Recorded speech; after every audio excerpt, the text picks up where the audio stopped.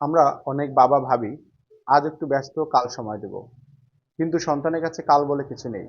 তার দরকার আজকের আপনার উপস্থিতি। সারাদিন অফিসে ব্যস্ততা, ব্যবসার চাপ, সংসারের দায়িত্ব সবই গুরুত্বপূর্ণ।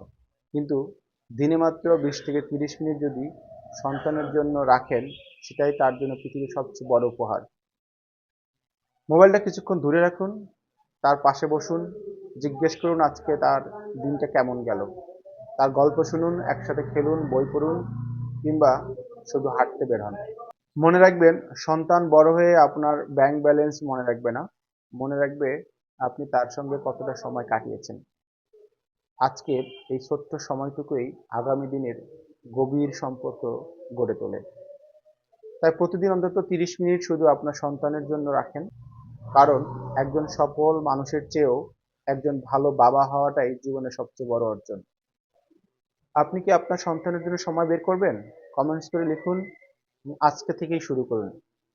ভালো থাকবেন, কথা হবে আবার।